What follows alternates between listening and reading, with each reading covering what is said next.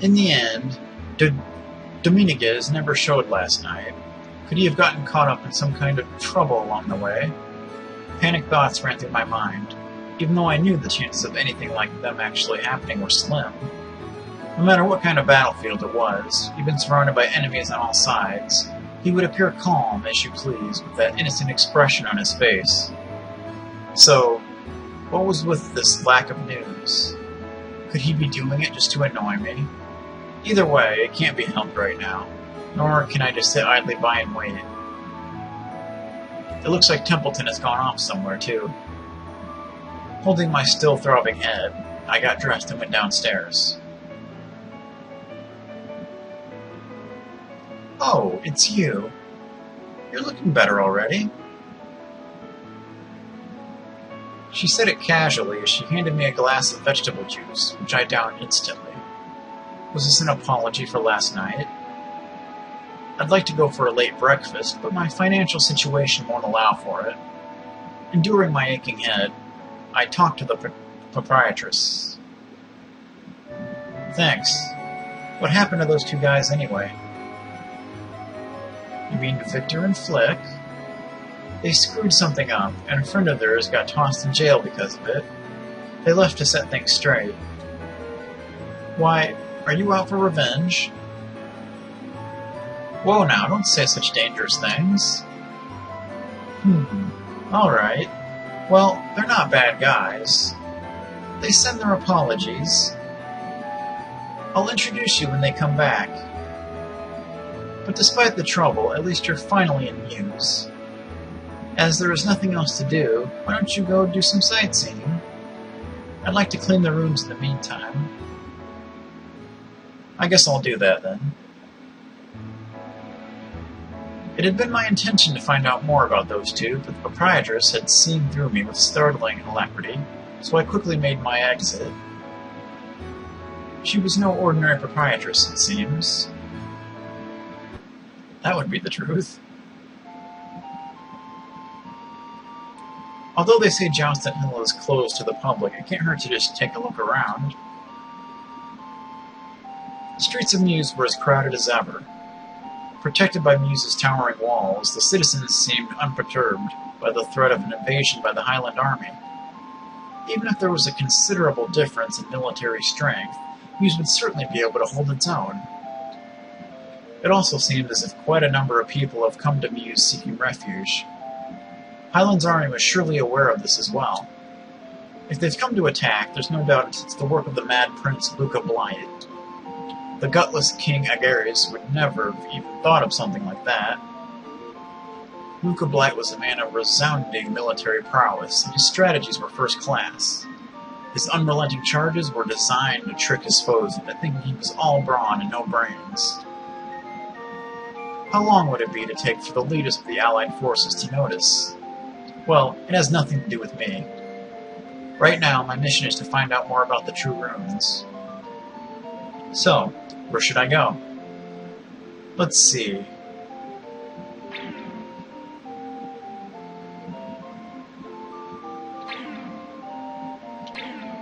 I'll head down one of the less crowded alleys. I had a flash of intuition and headed down an alleyway. It may be odd to say this about myself, but I certainly have a nose for trouble.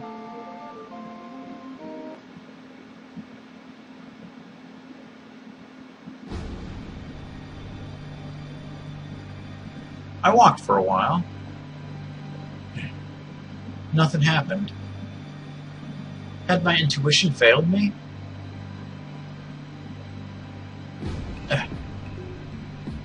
Shiro? That's random.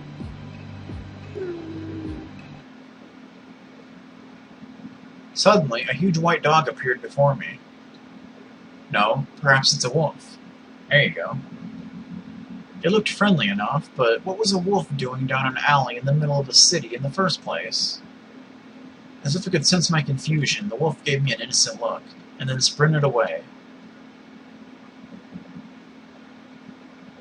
What in the world was that all about? I don't know. In the end, nothing else happened or caught my attention, and I made my way back to the main street.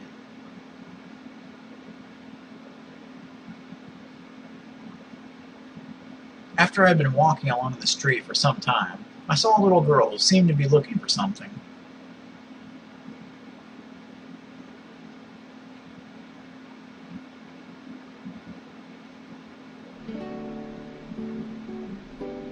Hey, it's Pilika.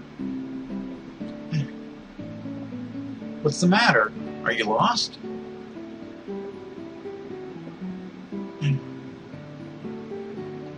Where are your parents? Did you get separated from them?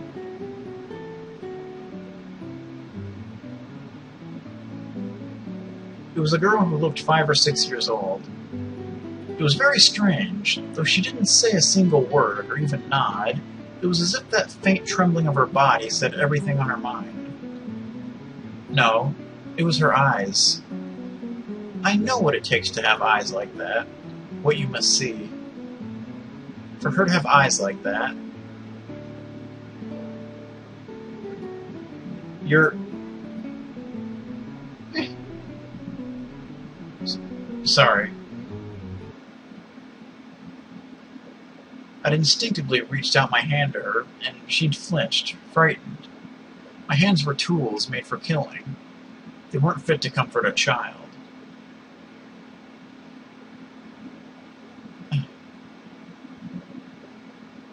You...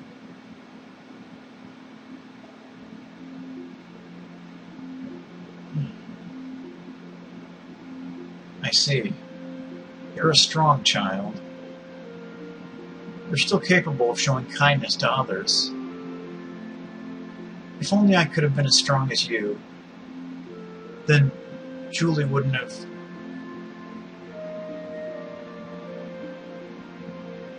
Thank you.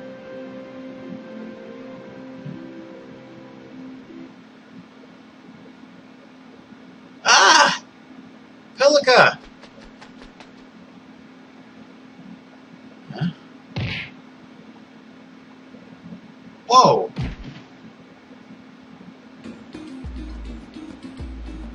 It's Nanami! Sorry, Pilika. It's all because of that stingy old man. If he had just admitted defeat earlier, then it wouldn't have taken so long.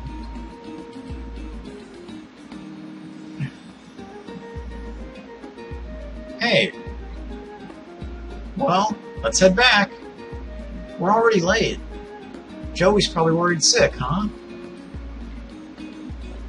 Hey. Eh? Good old Nanami. Oh, I'm so sorry. Nash, you're really getting your ass kicked, aren't you? I didn't notice you at all. Yeah, I got that. Just hurry up and get off me. Oh, poor Nash. Hey, what were you doing down there anyway? No, you see... Eh? What's that? You were talking with this fellow? You really understand her? You're like a mother to her, huh? Mother? No way! I know I look older, but I'm only 16. We may not be related, but me and Pilika are just like sisters. Right, Pilika? Well, you may not be her mother, but if you're going to let her run in about the streets like this, at least make sure she doesn't go into the back alleys. This is a dangerous place for a child alone. You better be careful. Ah, yeah, that's true. Thanks for looking after Pilika. Sure. Oh yeah, hey, what's your name? Mine's Nanami. I'll treat you to a feast, as thanks for looking after Pilika. Come to the inn where we're staying. I'm really skilled. Look forward to it. So? How about it? It's decided. Okay, onward to the inn. Let's go. But, hey! You can't just say let's go and... Let go of my arm. Hey! Well, that's something. That's Nanami for you.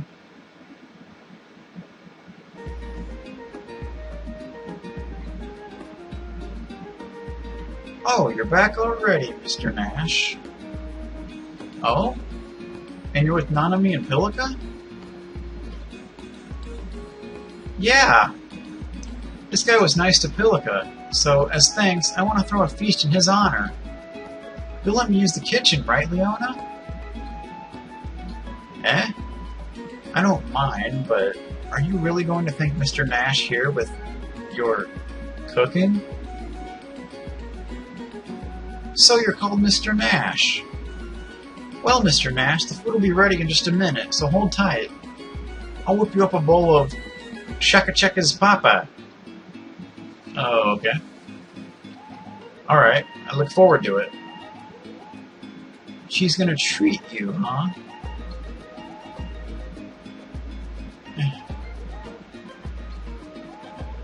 I don't really understand what's going on, but it seems like I'm getting a meal out of it somehow. Lucky. I smiled so broadly that my cheeks grew tight.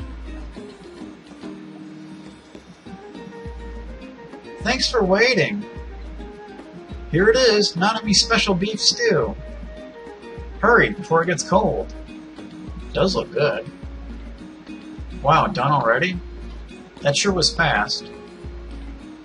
When it comes to cooking, speed is crucial.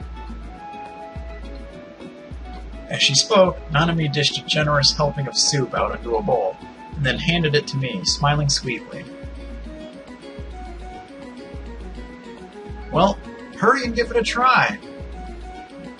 It's absolutely, amazingly delicious, packed with nutrients. It's a perfect score. It'll pep you right up. Wow, it sure smells good.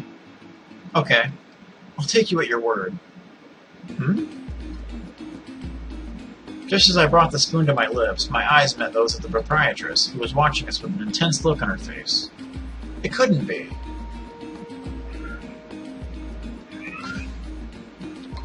Pay it no mind, eat away. Nah, it's probably just my imagination. If someone could make a soup that smells this good taste bad, then they would have to be some kind of genius. My hand had paused in doubt for a second, but I brought the spoon back to my mouth. Thanks for the food. Go ahead.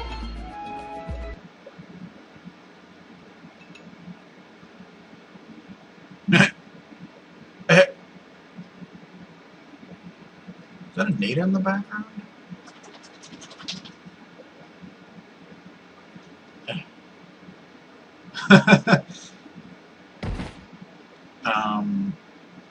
Yeah! Mr. Nash! Mr. Nash! I knew it.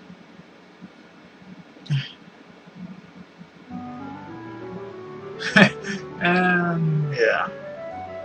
Say, Nash, hasn't anyone ever told you that nothing good ever comes of being too soft-hearted? Occasionally. Oh, that's right. This fell in through the window. Eh? What could that be? Finally, the orders from headquarters that I've been waiting for. There we go. Ah, don't worry, I didn't read it. Have you no trust in me? That's not what I'm worried about. This is bad. When had Dominguez come here? He just threw the letter in and disappeared? Some liaison. That bastard, is he still holding a grudge against that time? Well, I'm gonna get back to my work. Forcing myself to stay calm, I waited until I was sure Templeton had gone downstairs before I carefully broke the seal. I already knew Templeton hadn't looked at it before he said anything. It had been sealed using a special method that caused it to burst into flames if it wasn't broken properly. A large number of troops are amassing along the Muse Highland border. There are rumors that the Highland Army is planning to utilize the Beast Rune. Investigating this matter immediately. It's the usual kind of orders, vague, without considering the circumstances. Perhaps I'm the only Defense Force member infiltrating this remote region, but man, they sure do work me hard. Well, it's no use complaining. So, the Beast Rune. As I understand it, in recognition of his achievements, Holy Harmonia gave Hyland and the Beast Rune one of the 27 True Runes to Maru Blight, the first of the Blight royal family, and declared him Protector of Harmonia. If it was used in this border dispute here, out in the frontier, it could upset the friendship between Harmonia and Hyland.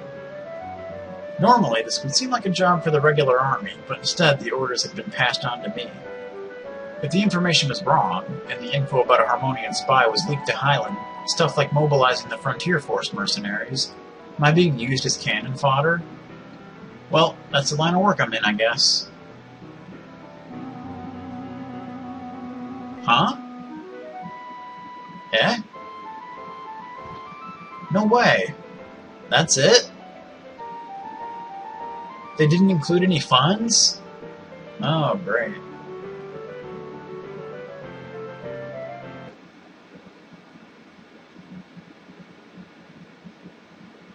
That night, I took out my equipment and fixed it up a bit. As it had been a while since I had used it, it was in desperate need of repair.